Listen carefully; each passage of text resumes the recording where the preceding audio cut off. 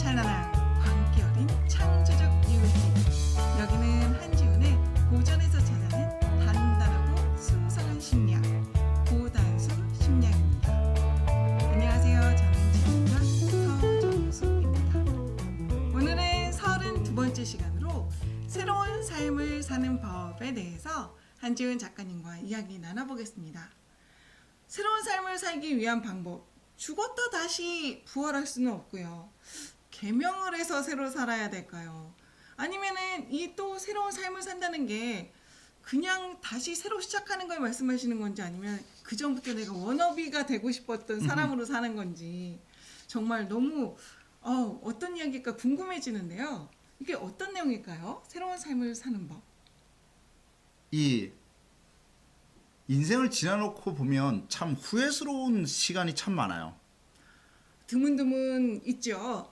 저도 상당히 후회스러웠던 장면이 많아요. 네. 왜 나는 학창 시절을 그렇게 왜소하게 보냈던가? 나는 왜 20대를 그렇게 허망하게 보냈던가? 나는 왜 30대 때 그렇게 미쳐 있었나? 이런 생각을 많이 해봅니다.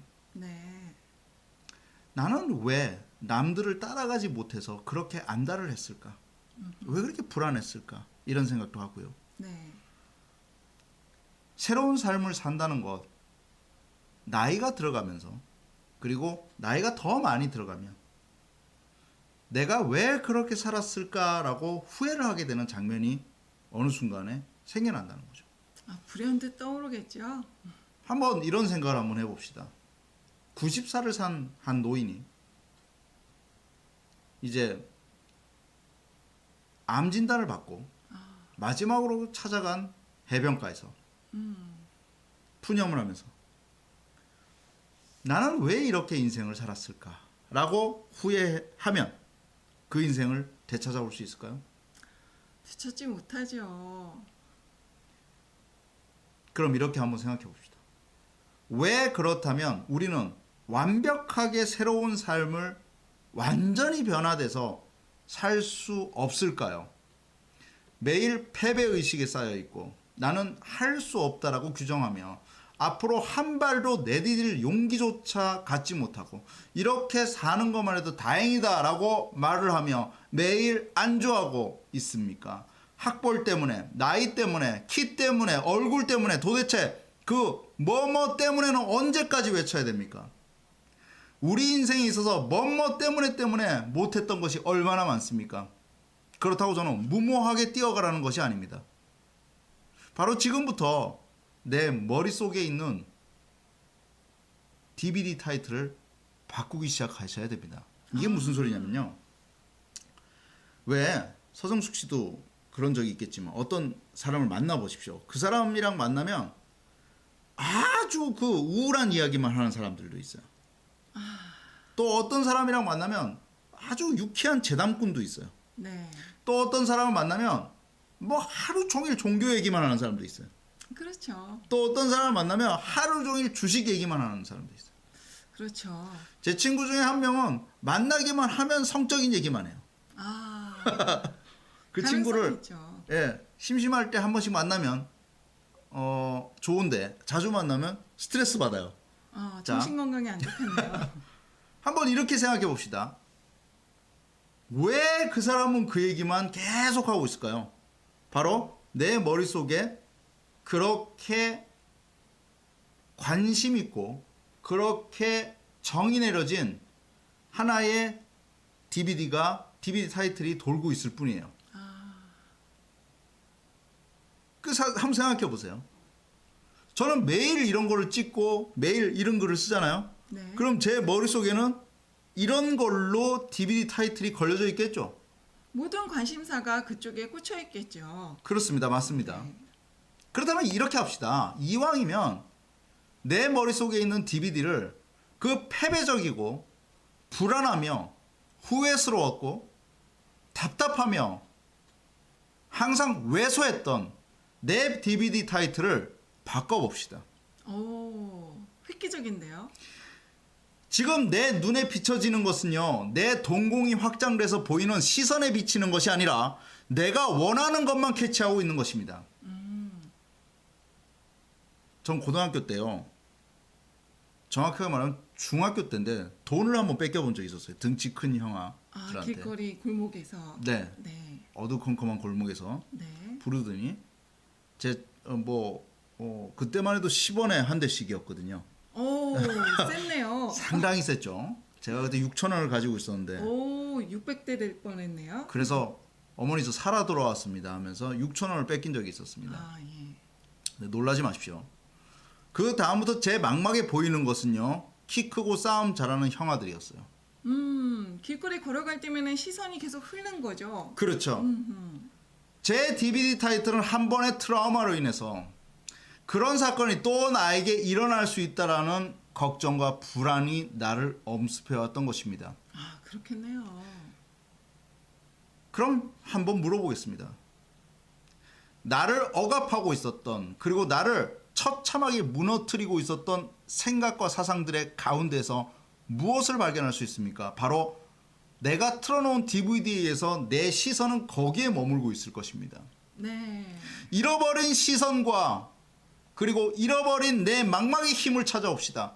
사회라고 불려지는 것들은 내가 인식하고 있는 DVD에 의해서 비춰지는 영상물일 뿐입니다. 자, 이 사회라는 개념을요, 큰 영화관이라고 한번 생각해 봅시다. 내 눈은 영상기입니다. 내 머릿속에 있는 DVD 타이틀이 어떻게 비춰지느냐에 따라서 그 영상기는 달리 보이겠죠. 그럼요. 분명하게 미국 대통령이 바라보는 시각과 미국 거지가 바라보는 세상에 대한 시각은 다를 것입니다. 그렇겠죠. 그리고 한지훈이 바라보는 시각과 서정숙이 바라보는 시각도 세상을 바라보는 시각은 분명 다를 것입니다. 그럼요. 가치관이 다르니까요. 이왕이면 에너제틱하고 열정적이며 생명력 넘치는 DVD 타이틀로 바꿔봅시다. 이거 그냥 동기부여 아닙니다. 이왕 한번 사는 인생 정말 멋진 DVD가 돌아가고 있으면 승리자가 되고 싶지 않습니까? 그럼요. 승리자의 DVD를 넣읍시다. 그리고 승리자인 것처럼 삽시다. 그러면 어떻게 DVD를 바꿀 수 있을까요? 이거 되게 무시무시한 얘기죠. 네. 제가 좋아하는 정신과 의사 로고테라피를 주창했던 빅터 프랭크. 네. 참 나는 이 죽음의 수용소라는 책이 내 20대 전반에 상당히 큰 영향을 끼쳤던 책 중에 하나예요. 네. 서정숙 씨도 나중에 기회가 되면 꼭 한번 읽어보기를 바라겠습니다. 네. 그 책에서 이런 말이 나와요. 빅터 프랭크, 정신과 의사였던 빅터 프랭크가 교도소를 방문해서 강연을 하는데 이런 말을 합니다. 네. 여러분들은 나와 똑같은 인간들입니다. 죄를 짓고 죄인이 되는 것은 여러분들의 자유입니다. 그러나 이제는 죄에서 몸을 일으켜 자기 자신을 초월하여 성장하고 보다 낫게 변화함으로써 여러분들이 저지른 죄를 극복하는 데 책임을 져야 됩니다. 책임입니다.